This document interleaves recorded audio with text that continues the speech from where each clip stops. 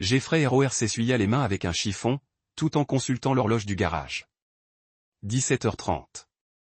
Viola les attendait pour le dîner à 18h, et Léora détestait être en retard.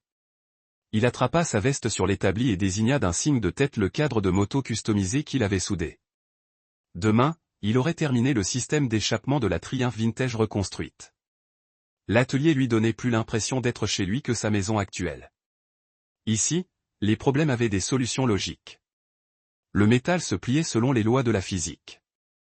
Les moteurs fonctionnaient lorsqu'ils étaient bien réglés. Pas d'intention cachée ni de pièges émotionnels.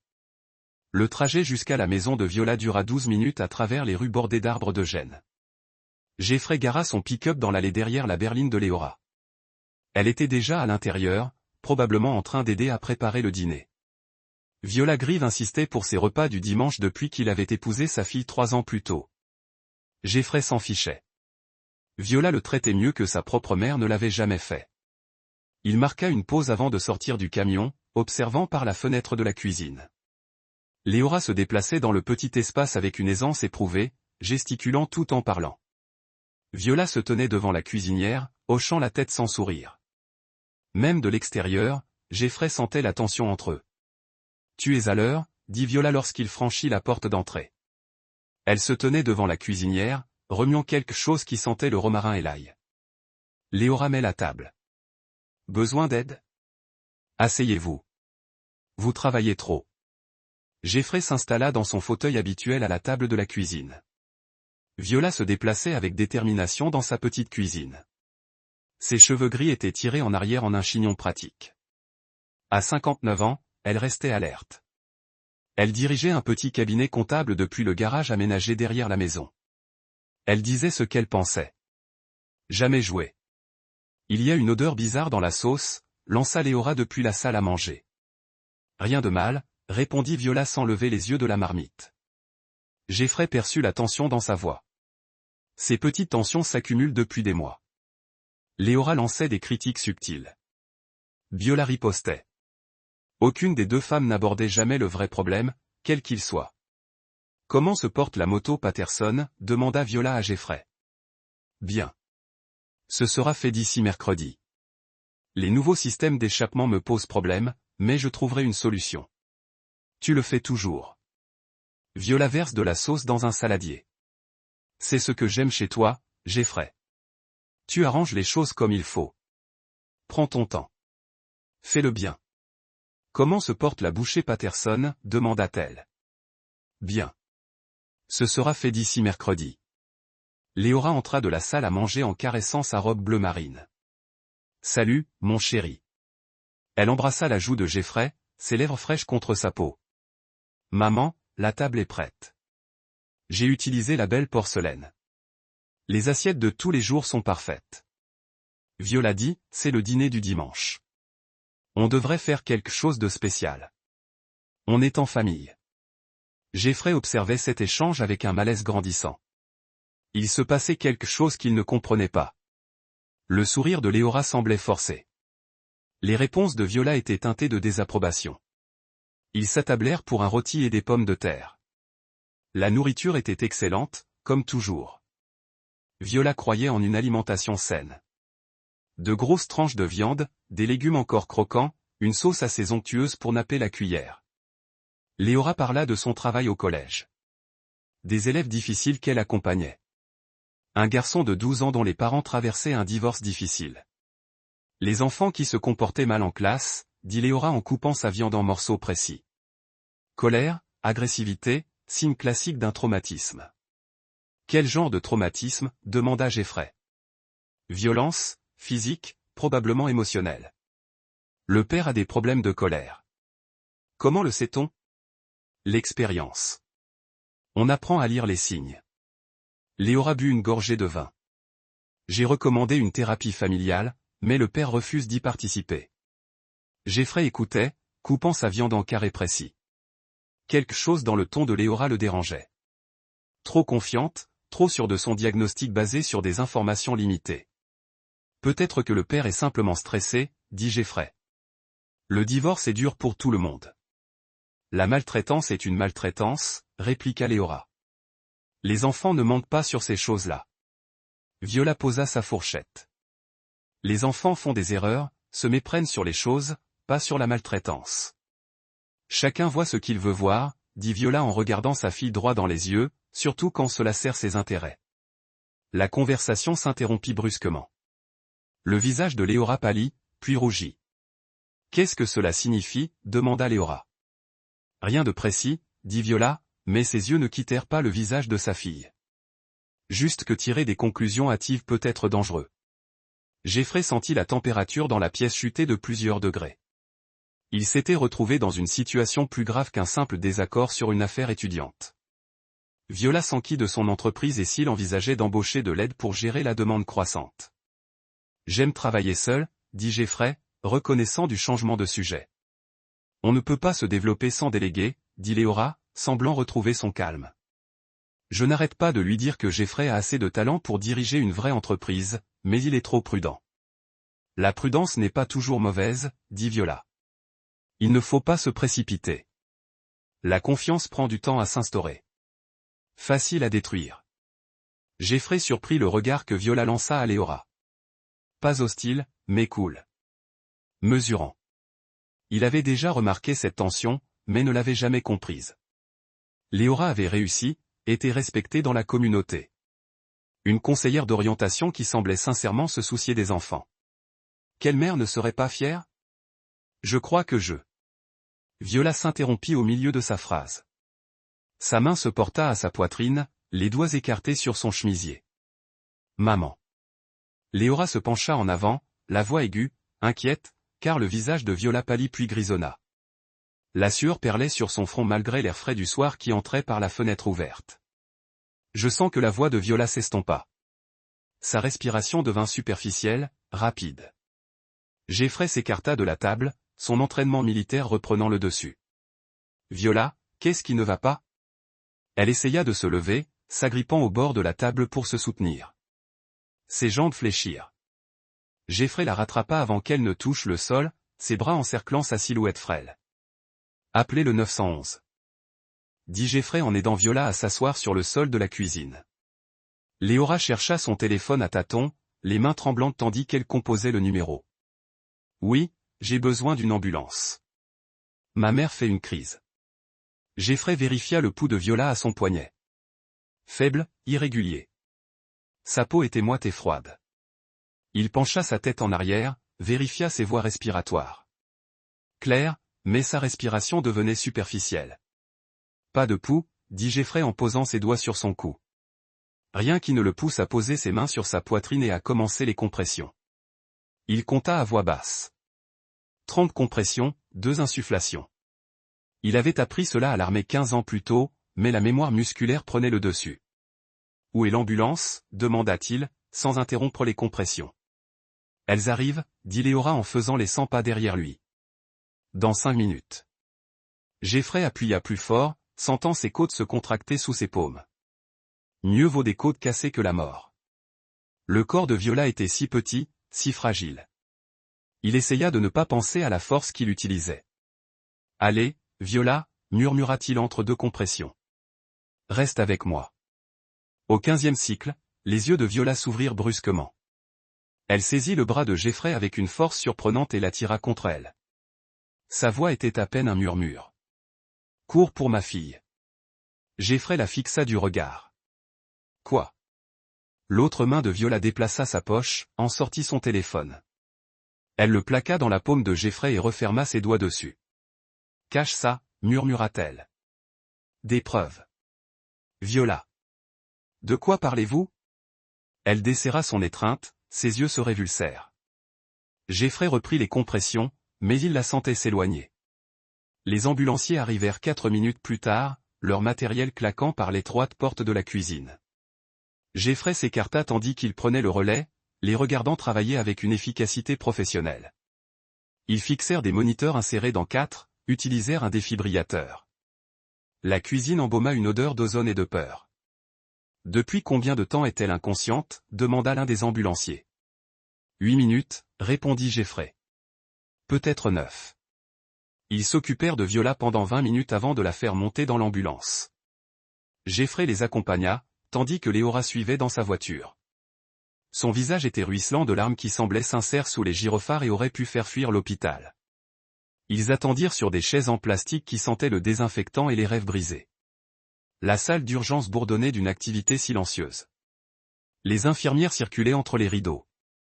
Les machines bipaient et bourdonnaient. Quelque part, un enfant pleurait. Léora pleurait doucement, des mouchoirs froissés dans ses mains. Elle s'appuya contre l'épaule de Jeffrey, le corps tremblant de ce qui semblait être du chagrin. Elle allait bien ce matin, murmura Léora. On a parlé de repeindre sa cuisine. Elle avait l'air heureuse. Jeffrey fixait le sol en linoléum, les mots de Viola résonnant dans sa tête. Cours pour ma fille, dans sa poche.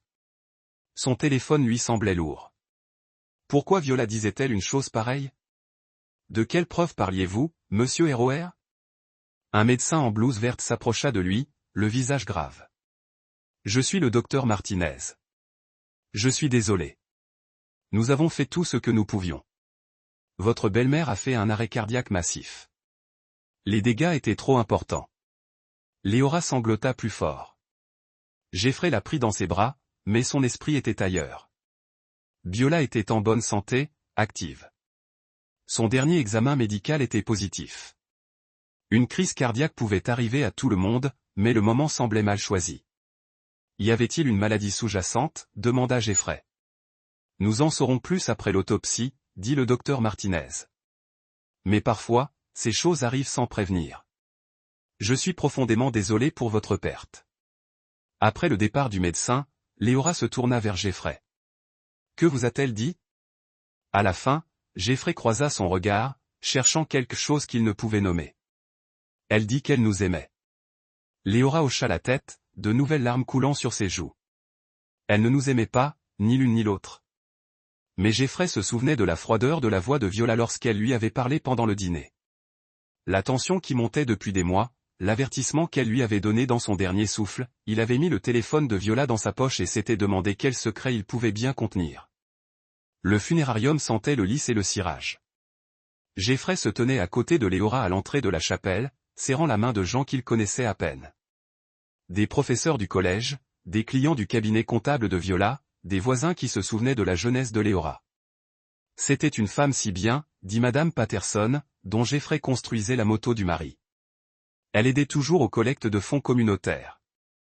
Merci, dit Léora en s'essuyant les yeux avec un mouchoir. Jeffrey regarda sa femme accepter les condoléances.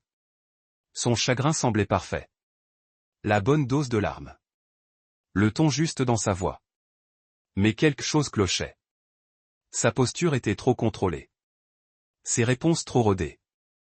Il réfléchissait à nouveau comme un ingénieur. Décomposant les choses en éléments. Analysant comment elles s'assemblent.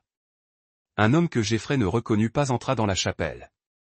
Grand, mince, vêtu d'un costume froissé qui semblait emprunté. Il avait les cheveux noirs et le nez pointu de Léora. Un air de famille. Léora le vit et se figea.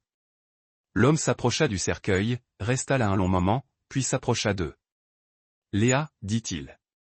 Kellen. Sa voix était monocorde. Je ne pensais pas que tu viendrais. C'était aussi ma mère. Jeffrey tendit la main. Jeffrey rugit. Le mari de Léora. Kellen la serra. Sa poigne était ferme. Insensible. Kellen est en deuil. Je n'ai pas beaucoup entendu parler de toi, dit Jeffrey. Ce n'est pas surprenant, dit Kellen en regardant Léora. On ne se parle pas beaucoup. Il vit à Portland, dit rapidement Léora. Des vies différentes. Kellen observa Jeffrey un instant. Elle a enfin eu maman aussi. Hein? Qu'est-ce que ça veut dire? Demanda Léora. Kellen ne répondit pas. Il s'éloigna sans un mot. Jeffrey le regarda partir. L'échange lui semblait chargé de sens, incompréhensible. Le langage corporel de Léora avait changé dès l'apparition de son frère. Sur la défensive. Coupable. De quoi s'agissait-il? Demanda Jeffrey. Kellen a toujours été dramatique, dit Léora. Il blâme les autres pour ses problèmes. Mais Jeffrey remarqua le tremblement de sa main tandis qu'elle redressait sa robe. Jeffrey attendit jusqu'à mardi, 3 jours après les funérailles. 3 jours à regarder Léora se dévouée au travail, restait tard à l'école pour des séances de thérapie et des réunions administratives. Elle disait que cela l'aidait à surmonter son deuil. Le trajet jusqu'aux pompes funèbres était surréaliste. La rue principale avait la même apparence que d'habitude. Café et librairie. Les gens vaquaient à leurs occupations habituelles tandis que Jeffrey s'apprêtait à violer le corps de sa belle-mère pour trouver la preuve d'un crime dont il n'était même pas sûr qu'il ait eu lieu. Il se gara derrière le bâtiment et emprunta l'entrée réservée au personnel. Le directeur des pompes funèbres, Monsieur Jamson, le rejoignit dans le couloir. « Je comprends que vous souhaitiez lui rendre un dernier hommage, » dit Jamson. « Bien sûr. Prenez tout votre temps. » La salle d'exposition était vide, à l'exception du cercueil de Viola. Jeffrey s'approcha lentement, le cœur battant la chamade. Viola paraissait plus petite que dans ses souvenirs, son visage paisible sous la lumière artificielle. Jeffrey sortit son téléphone, les mains fermes malgré ce qu'il allait faire. L'écran était verrouillé, mais il se souvint du lecteur d'empreintes digitales.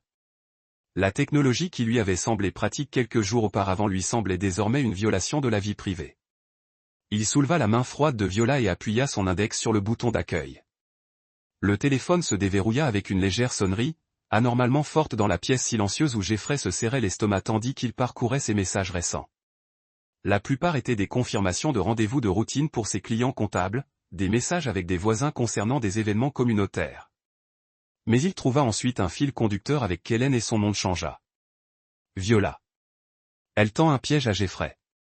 Veuillez le prévenir. Kellen, quel genre de piège? Viola. Financier. Peut-être pire. J'ai trouvé des preuves. Kellen. Va voir la police. Viola. Elle a menacé de te détruire si j'interviens. Prétendre avoir des preuves que tu l'as maltraité quand tu étais enfant. Kellen. C'est un mensonge. Viola. Je sais. Mais les gens la croiront. Elle est très convaincante, les mains de Jeffrey se sont mises à trembler en lisant les horodatages. Ces messages remontaient à 2 mois. Viola avait soupçonné que quelque chose clochait bien avant sa mort. Viola, je documente tout. S'il m'arrive quelque chose, vérifie mon compte cloud. Kellen, rien ne va se passer. Viola, tu ne la connais pas aussi bien que moi. Elle planifie tout ça depuis plus d'1 an. Le dernier message a été envoyé le matin où Viola s'est évanouie. Viola dîne avec lui ce soir. Si Jeffrey semble différent après, tu comprendras pourquoi. Jeffrey fixait l'écran, la vue floue. Différent comment? Qu'avait prévu Léora de lui faire ce soir-là? Il vérifia l'application d'enregistrement vocaux. 7 fichiers du mois dernier. Jeffrey sortit ses écouteurs et écouta le premier, les mains tremblantes. La voix de Léora, claire et assurée. Jeffrey est trop logique. Il ne soupçonnera pas l'aspect émotionnel. C'est son angle mort. Il me fait entièrement confiance. Une voix d'homme que Jeffrey n'a pas reconnue. Et s'il la découvrait? Il ne la découvrira pas. Il est brillant avec les machines, mais avec les gens, il est paumé. Il voit ce qu'il veut voir. Et si quelque chose tourne mal, rien ne tournera mal. Je planifie tout ça depuis 18 mois. Chaque détail, chaque éventualité. Jeffrey interrompit l'enregistrement, le cœur battant si fort qu'il l'entendait dans ses oreilles. Il se força à écouter le deuxième fichier. Les mêmes voix, mais enregistrées plus récemment, d'après l'horodatage. Les mères devenaient suspicieuses. L'inconnu dit, « Maman a toujours été un problème, mais plus pour très longtemps. Tu es sûr de vouloir faire ça. Tuer des membres de sa famille attire l'attention. Ça paraîtra naturel. Crise cardiaque. J'ajuste son traitement depuis des semaines. » Jeffrey arracha ses écouteurs, la gorge serrée. Léora avait assassiné sa propre mère et Jeffrey était le suivant dans l'application Notes. Il trouva un journal détaillé. Viola avait suivi ses symptômes. Vertige, nausées, palpitations. Elle soupçonnait que quelqu'un trafiquait son traitement. Jeffrey copiait tout sur son téléphone. Photos de SMS, fichiers audio téléchargés, capture d'écran des notes. Puis il essuya le téléphone de Viola et le lui remit entre les mains. Il resta assis dans son camion devant le funérarium pendant 20 minutes, à contempler les preuves sur son téléphone. Léora avait essayé de le tuer, avait tué sa propre mère et Jeffrey était entré dedans, mais Viola l'avait prévenu. Lui ayant fourni les outils nécessaires, Jeffrey démarra le moteur et retourna à son atelier. Il avait du travail. Jeffrey installa la première caméra le lendemain matin pendant que Léora était au travail. Cachée dans le détecteur de fumée au-dessus de la table de la cuisine. Détection de mouvement sans fil. Il l'avait commandé en ligne avec livraison express, ainsi que 2 autres pour la chambre et le salon. Les appareils étaient petits, de qualité professionnelle, du genre de ceux utilisés par les détectives privés. Jeffrey avait toujours été doué en électronique, en formation militaire et en communication. Puis il avait passé des années à construire des motos personnalisées avec des systèmes électriques complexes. Brancher quelques caméras de surveillance était un jeu d'enfant comparé au débogage du système d'allumage d'une Harley vintage. Il testa chaque caméra depuis son téléphone, ajustant les angles pour capturer toute la pièce. La caméra de la cuisine avait une vue dégagée sur la table où il dînait. La caméra du salon couvrait le canapé et la table basse. Celle de la chambre se concentrait sur la commode où Léora rangeait ses pilules et compléments alimentaires. Jeffrey avait créé un compte cloud sécurisé pour stocker les images grâce à un service crypté qui ne se retrouverait pas sur les serrures Internet de leur domicile. Il avait modifié tous ses mots de passe en utilisant des combinaisons aléatoires de lettres et de chiffres que Léora ne pouvait jamais deviner. Il avait créé des sauvegardes de ses comptes professionnels, de ses fichiers personnels, de tout ce qui était important. Il avait téléchargé des relevés bancaires remontant à 3 ans. Copie des contrats clients et des dossiers de projet. Si Léora comptait détruire sa réputation, il lui fallait une preuve de qui il était vraiment. Le soir venu, Jeffrey avait transformé leur maison en centre de surveillance. Chaque pièce était surveillée, chaque conversation enregistrée, chaque mouvement documenté. En rentrant du travail, Léora trouva Jeffrey à sa place habituelle sur le canapé, en train de lire un magazine de moto. « Tu es tranquille ce soir ?» dit-elle en posant son sac à main et en l'embrassant sur la joue. Ses lèvres étaient froides contre sa peau. « Fatigué ?» dit Jeffrey. « Une grosse commande est arrivée aujourd'hui. Une pièce sur mesure pour un collectionneur de Portland. C'est bien, non? Plus d'argent. Ouais, bien. » Léora s'activait dans la cuisine pour préparer le dîner. Jeffrey observait chacun de ses mouvements, guettant des signes qui lui avaient échappé. Se déplaçait-elle différemment quand elle pensait que personne ne la regardait? Son sourire disparaissait-il quand elle se détournait? Elle préparait du poulet et du riz, l'un de ses plats préférés. Des ingrédients simples, difficiles à manipuler. Mais Jeffrey avait appris à ne pas faire confiance à ce qu'elle préparait. « Comment s'est passée l'école ?» demanda Jeffrey en coupant son poulet en petits morceaux. « Difficile, ce garçon dont j'ai parlé. Celui avec un père violent. Les choses empirent à la maison. Comment le sais-tu? Les signes sont évidents si on sait les observer. Un comportement renfermé. Des tressaillements face aux mouvements brusques des adultes. Des indicateurs classiques. » Jeffrey observa son visage. « As-tu rencontré le père? » Brièvement. Un homme en colère. Sur la défensive quand j'essaie de discuter des problèmes de son fils.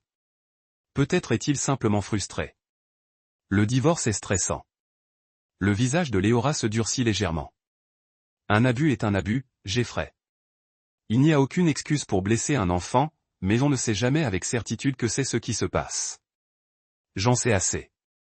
Léora se leva et commença à débarrasser la table. Parfois, il faut suivre son instinct. Protéger les innocents. Jeffrey la regarda se déplacer dans la cuisine, empilant les assiettes avec une précision efficace. Parlait-elle de l'étudiante ou d'autre chose? Avec Léora, chaque conversation semblait avoir des nuances. Cette nuit-là, Jeffrey resta éveillé, l'écoutant respirer.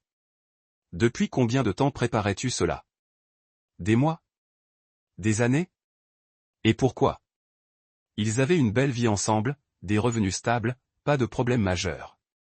Dont Jeffrey était au courant. À moins que l'argent ne soit le mobile. L'entreprise de Jeffrey valait plus qu'il ne l'avait imaginé lors de leur mariage. La propriété à elle seule était un bien immobilier de premier ordre dans une ville en pleine expansion.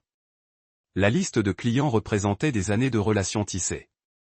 Les créations sur mesure étaient une propriété intellectuelle valant des centaines de milliers de dollars, et si quelque chose lui arrivait, Léora hériterait de tout. Elle serait veuve, percevant à parts égales assurance vie et sympathie.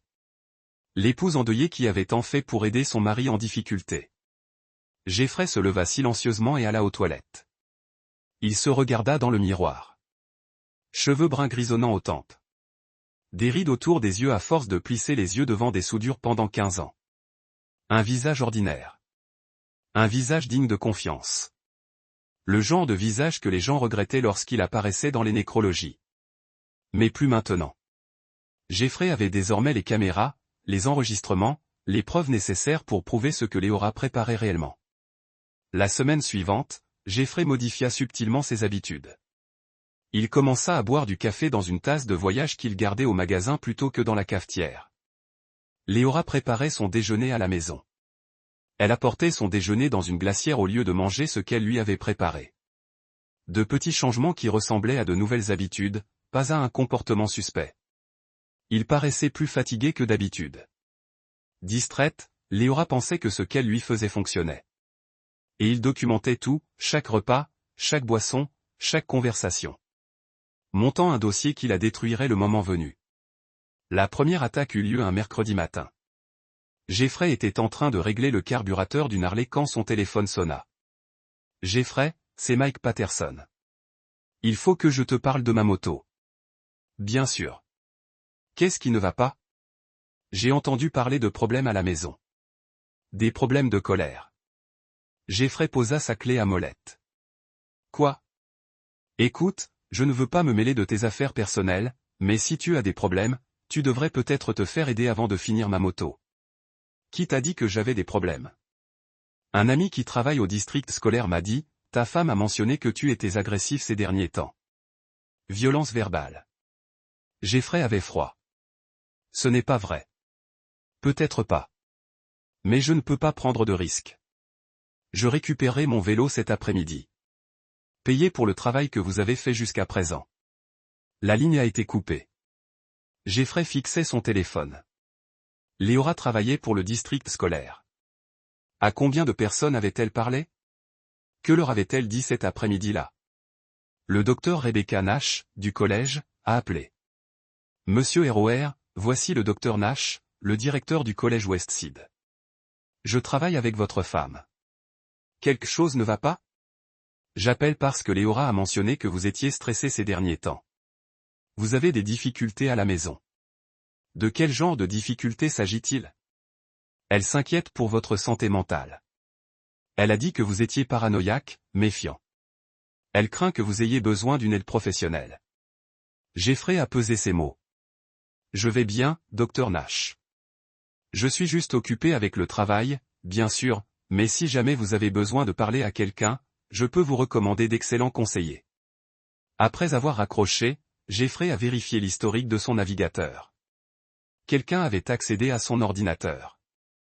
Utilisez-le pour consulter des forums sur la santé mentale, des groupes de soutien pour la dépression. Les recherches étaient enregistrées sous son compte utilisateur. Il a trouvé un article de blog sur un forum local. Anonyme, mais clairement censé provenir de lui. Ma femme dit que je deviens paranoïaque, mais je pense qu'elle a raison. J'ai des pensées insensées. Je pense que les gens sont contre moi alors qu'ils essaient juste de m'aider. Je sais que j'ai besoin d'aide, mais j'ai peur de l'admettre. Jeffrey a fait une capture d'écran de l'article et l'a enregistré dans son dossier de preuves. Puis il a vérifié ses comptes professionnels. Quelqu'un y avait également accédé. Rien de volé pour l'instant, mais les tentatives de connexion étaient enregistrées. Ce soir-là, Léora a préparé son dîner préféré, un steak et des pommes de terre. « Comment s'est passé le travail ?» a-t-elle demandé. « Bien.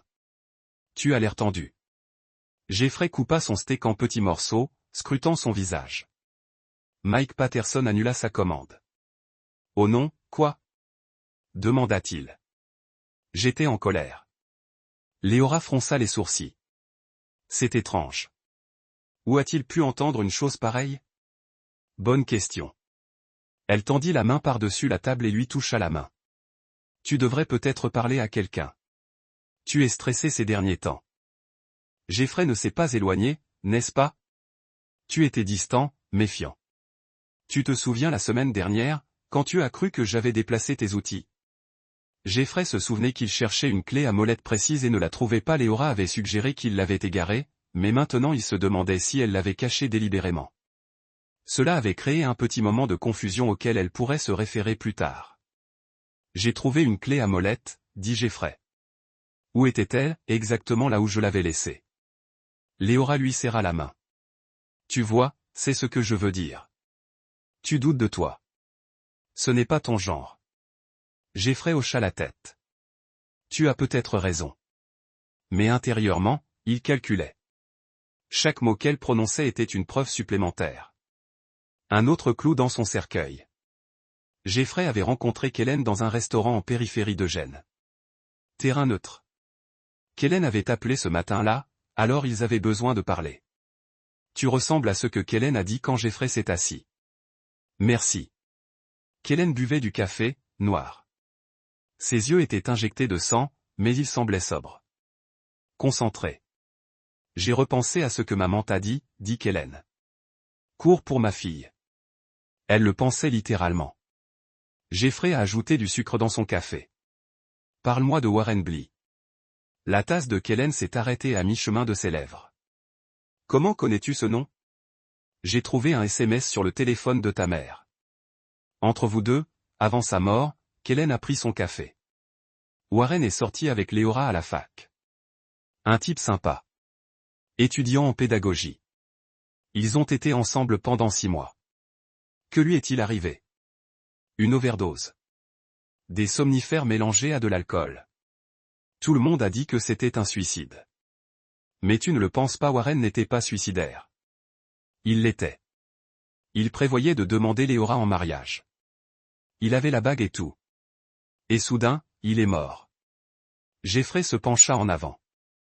Pourquoi l'aurait-elle tué? Parce qu'il avait découvert le testament. Quel testament? Kellen sortit son téléphone et montra une photo à Jeffrey. Un vieux document jauni sur les bords. Le testament de notre père, l'original, nous léguait tout, à maman et moi. Léora n'a rien eu. Jeffrey étudia le document, mais Léora a hérité à sa mort parce qu'elle avait falsifié un testament plus récent. On pourrait croire que papa a changé d'avis avant de mourir. Warren était témoin du testament original. Quand il a commencé à poser des questions, Léora a pris peur. Tu en as la preuve. Le colocataire de Warren gardait des copies de tout. Quand Warren est mort, il a eu des soupçons. Il m'a donné tous les papiers de Warren, y compris une lettre que Warren écrivait à un avocat au sujet du testament. Kellen sortit un papier plié. Jeffrey le lut rapidement. Warren y expliquait ses inquiétudes quant à l'authenticité du testament, des questions sur les signatures et les dates. Pourquoi n'as-tu pas appelé la police? Demanda Jeffrey. J'avais 22 ans et j'étais saoul la moitié du temps. Qui allait me croire? Léora était la fille endeuillée, une élève brillante, un pilier de la communauté. J'étais le frère raté avec un problème d'alcool. Jeffrey a rendu la lettre. Et ta mère? Elle savait. Maman l'a découvert des années plus tard. Elle a trouvé des incohérences dans les documents. Mais quand elle a essayé d'enquêter, Léora l'a menacée. Comment? Elle a dit qu'elle affirmait que je l'avais agressée sexuellement quand nous étions enfants. Un mensonge total. Mais Léora est très convaincante. Maman savait qu'elle me détruirait s'il le fallait. Jeffrey s'est senti mal. Alors, ta mère est restée silencieuse pour me protéger. Et parce qu'elle espérait que Léora changerait, elle a demandé de l'aide. Mais Léora a appris à mieux se cacher. Kellen a fini son café. Maman t'a laissé quelque chose. Elle m'a donné un mot de passe avant de mourir. Elle a dit que si quelque chose arrivait, je devais te le donner. Il a écrit une série de chiffres et de lettres sur une serviette en papier. Compte de stockage en ligne. Tout ce que maman avait collecté sur Léora. Capture d'écran, enregistrement audio, relevé financier. Jeffrey a empoché le serviette. Pourquoi m'aides-tu? Parce que maman me l'a demandé. Et parce que tu as l'air d'être quelqu'un de bien. Léora va te détruire si tu ne l'arrêtes pas. Elle a déjà commencé. Kella hocha la tête. Alors tu ferais mieux de faire vite. Jeffrey a accédé au compte cloud de Viola cette nuit-là. Pendant que Léora dormait à ses côtés, il a parcouru des années de documentation. Des captures d'écran des SMS de Léora avec un certain B. Salinger. Des relevés financiers montrant des transferts d'argent du compte professionnel de Jeffrey vers des sociétés écrans. Des enregistrements audio de conversations téléphoniques où Léora parlait de ses projets. Dans l'un des enregistrements, la voix de Léora était froide et calculatrice. L'entreprise de Jeffrey vaut plus qu'il ne le pense. La propriété à elle seule vaut 6 chiffres. Quand il sera parti, je vendrai tout et je disparaîtrai. La voix de Bose. Et le frère? Kellen est un ivrogne. Personne ne le croira. Et s'il devient un problème, j'ai une assurance. Les allégations d'abus. On croit toujours la victime, surtout quand elle est aussi compatissante que moi. Jeffrey écoutait. Des heures d'enregistrement.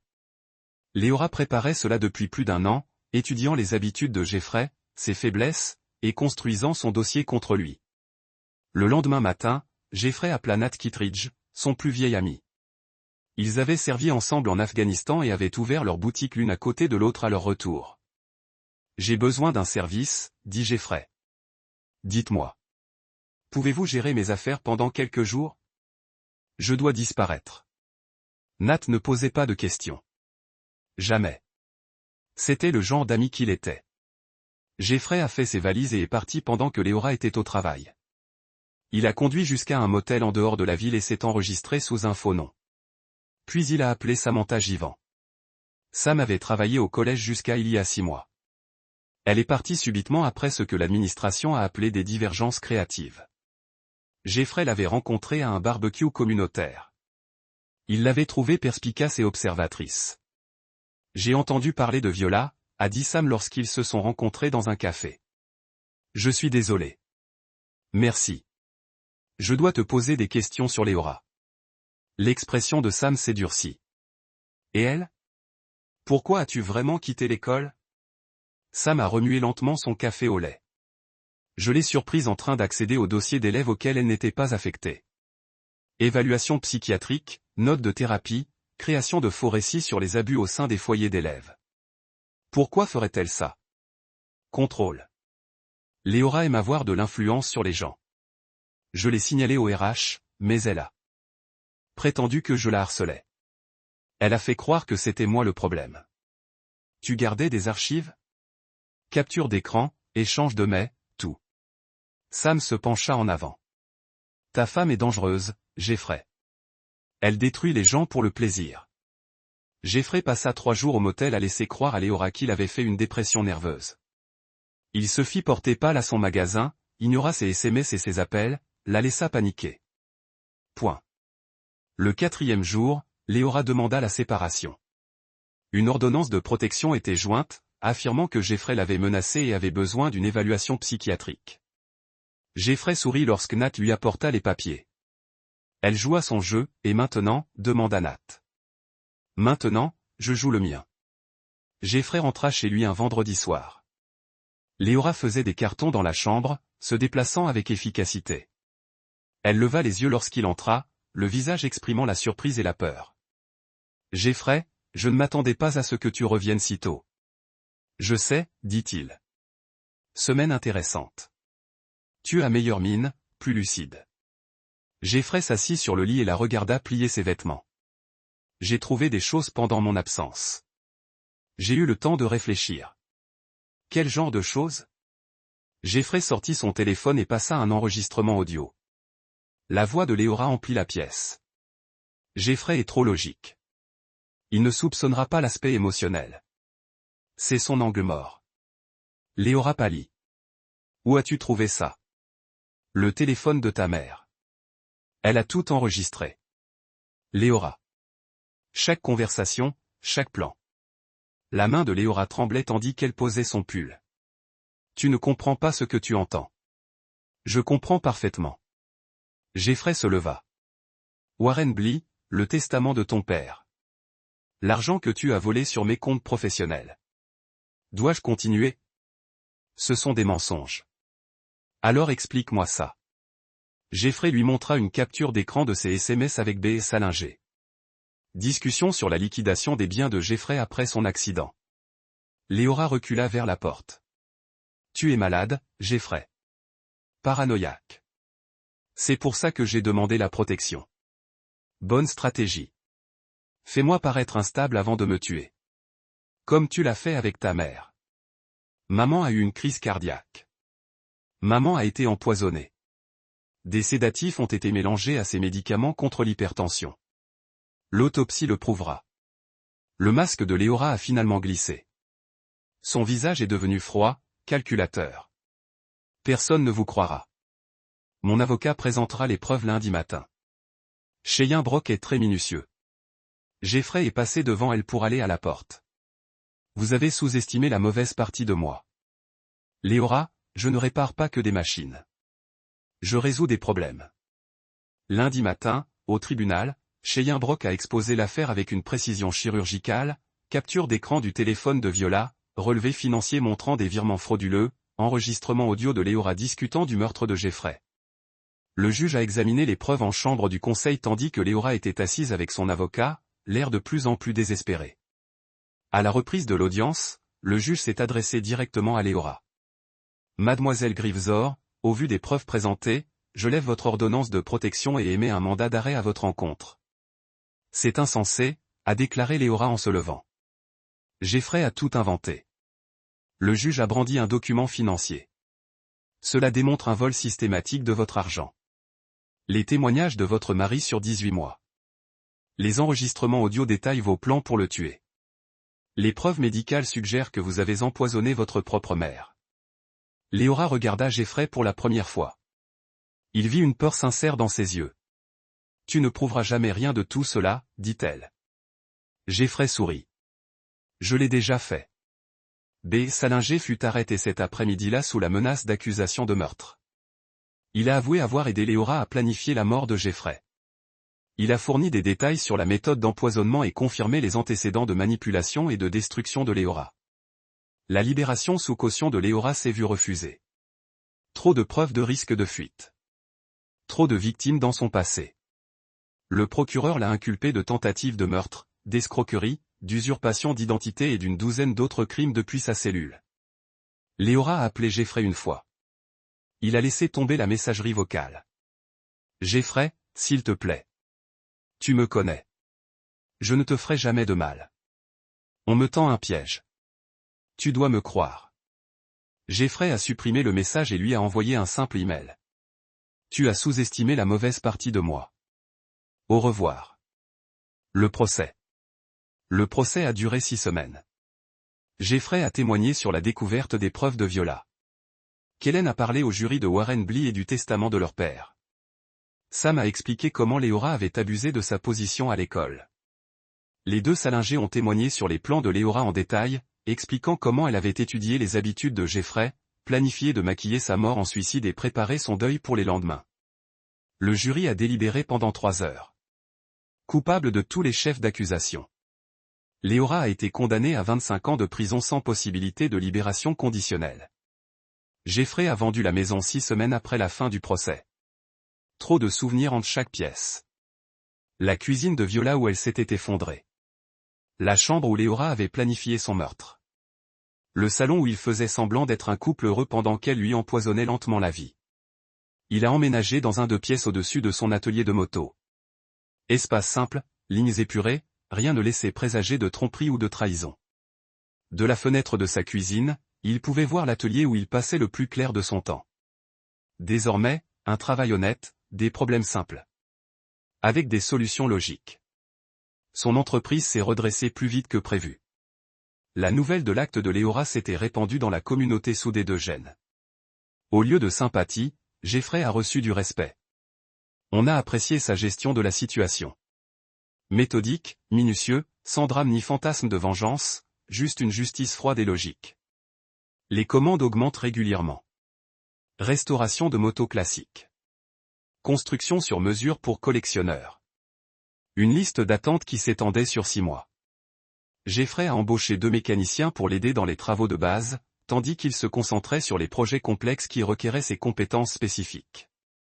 Patron, cette Ducati est prête à être récupérée, a déclaré Mike Torres, l'un de ses nouveaux employés. Les anciens militaires comme Jeffrey comprenaient la valeur de la précision et du souci du détail. Les bons clients arrivent à 15 heures.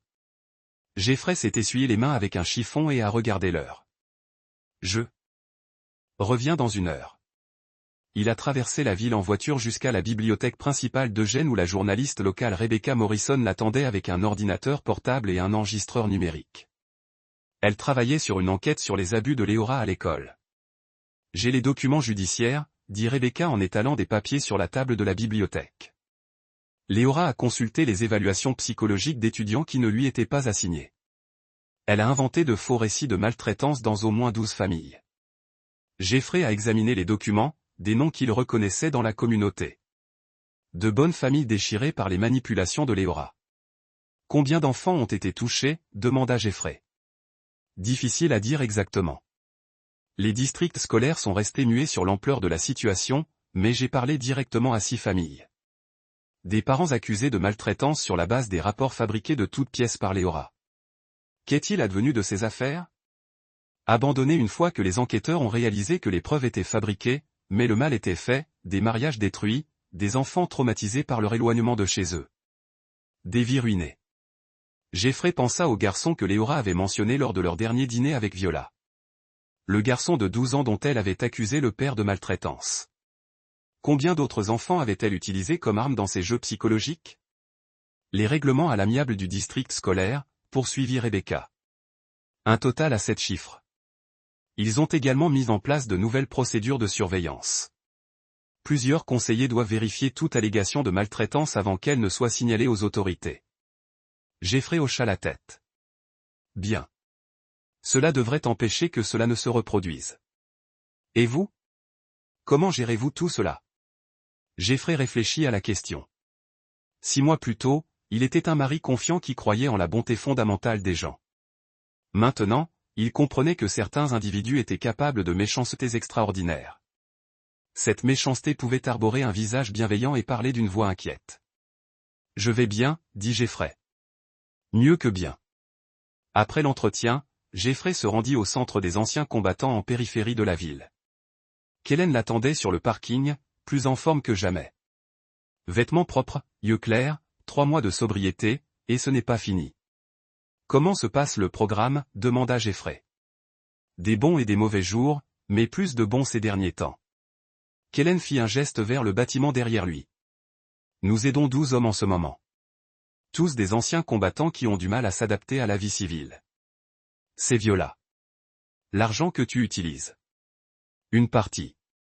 Maman a laissé des instructions précises sur ce qu'elle voulait faire de sa succession. Aider les anciens combattants. Soutenir les victimes masculines de violence. Combattre l'injustice que Léora représentait. Jeffrey a sorti une enveloppe contenant un chèque de banque. 50 000 $ pour le fonds. Kellum a regardé la somme et a sifflé. Tu es sûr de ça? Viola approuverait.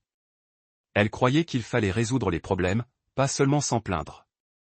Ils ont traversé ensemble le centre des anciens combattants. Des hommes d'âge différents travaillaient sur divers projets, menuiserie, mécanique, formation informatique, activités ciblées qui donnaient structure et sens à leur vie. Tu devrais venir à l'une de nos séances de groupe, a dit Kellen. Parle de ce que tu as vécu avec Léora. Cela pourrait aider d'autres hommes à reconnaître les signes avant-coureurs. Jeffrey y avait réfléchi 6 mois auparavant. Il ne se serait jamais imaginé avoir survécu à des violences conjugales. Ce concept ne correspondait pas à sa compréhension du fonctionnement des relations.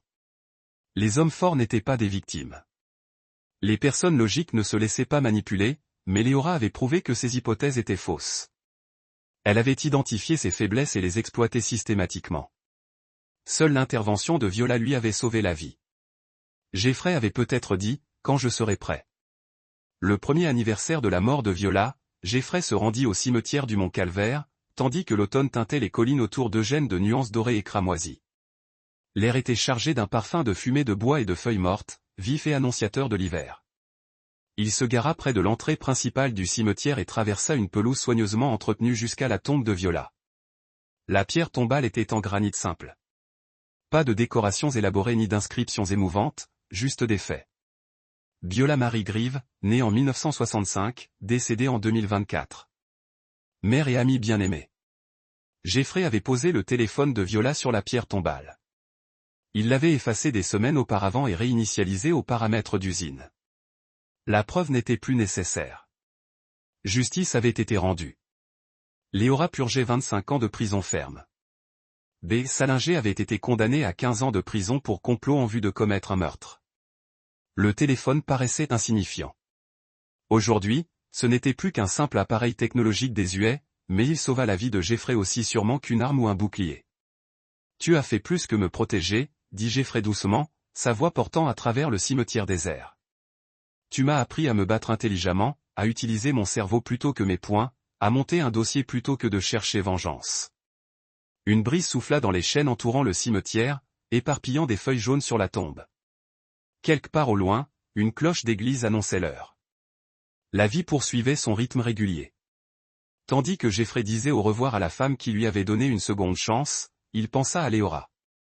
Enfermée dans une cellule en béton à 200 mètres de là. Elle avait essayé de l'appeler à 2 reprises depuis le procès.